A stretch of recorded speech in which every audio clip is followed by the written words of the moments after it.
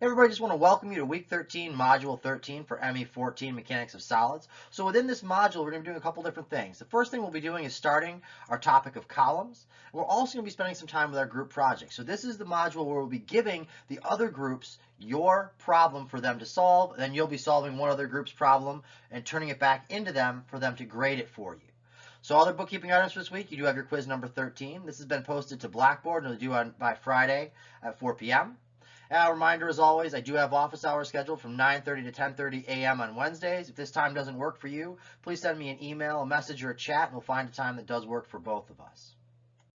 So now I want to take a look at our schedule for the remainder of the semester. We're getting towards the end and wrapping up here. We're now in our module 13, week 13. So within this module here, we'll be covering chapter 10 in our textbook, looking at the topic of columns. And within this module too, the other big thing that we have going on is this group project problem. This is where you're going to be solving the problems from the other groups and turning them back into that group that created the problem to grade it. We'll also have your reading quiz number 13 this week. Then as we move on to our module 14, you see we're going to move on to our chapter 11, looking at energy methods here, and this will be the last module of lectures for the semester. We'll be covering all that content from our chapters 11, sections 1 through 5. Also within this module 14, you do have your final homework assignment. Homework number 5 will be signed on the 26th and due on the 3rd. And you'll also have your final reading quiz, your reading quiz number 14. And as we move into our final module, our last partial week of the semester, week 15, this is going to be dedicated to your final group project presentations. So this is where I am going to be presenting on Blackboard all the videos that you've turned in for your final group project, and those will all be posted on Blackboard as you're going through your step-by-step solution so all the other groups can see the solution to the problem that they solved, and you can look at every other group's problems and their solution as well. So I just want to go over the group project in a little bit more detail and take a look at some of the milestones and dates that we've had posted. So we've already completed the first milestone here. So you've already created and formed your teams and submitted this, and we've created the groups on Blackboard. Then last week on Thursday, you submitted your group's problems with your solution via Blackboard assignment. So what's going to happen this week is on module 13, you're going to be solving one of the other group's problems, turning it back into that group. They're going to grade that for you.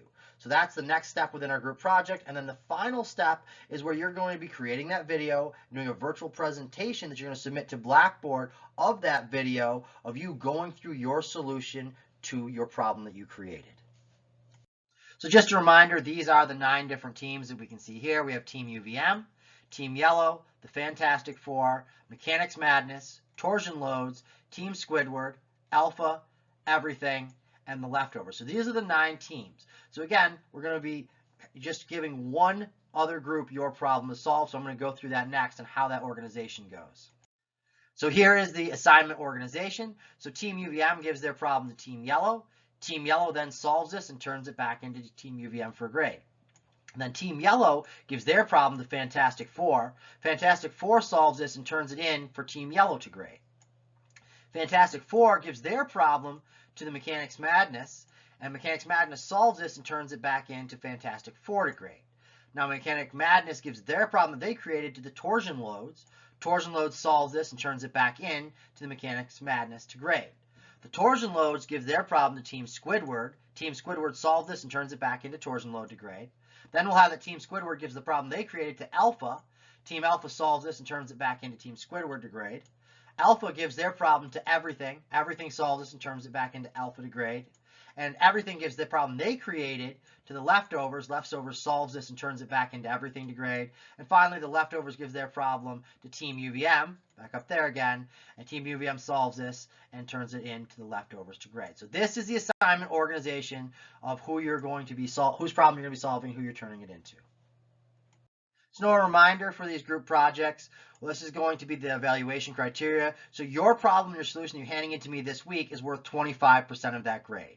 So then you'll be grading the other group solution to your problem on that same 10-point criteria that we've used before. And this is also going to count as 25% of the grade as well of how you do as graded by the other groups. And last 50% of it is going to be based upon your presentation of your solution, that pre-recorded video that you're going to be submitting to Blackboard going through your solution to your problem. So now as we begin our Module 13, we're taking a look at Chapter 10 in our textbook with the topic of columns. So within this module, we're going to discuss the stability of the structure, its ability to support a given load without experiencing a sudden change in configuration. In this discussion, we're going to be focusing on columns, that is the analysis and design of vertical prismatic members supporting axial compressive loads. So within this module here, we have a couple of objectives. So upon the completion of this module, you should have a working knowledge and be able to describe the behavior of columns in terms of stability. Look at Euler's formula for columns using effective lengths to account for different end conditions. Develop a secant formula for the analysis of eccentrically loaded columns. Use the allowable stress design for columns made of steel, aluminum, and wood. Provide a basis for using load resistance factor design for steel columns, and present two design approaches for the eccentrically loaded columns, and particularly taking a look at the allowable stress method and the interaction method.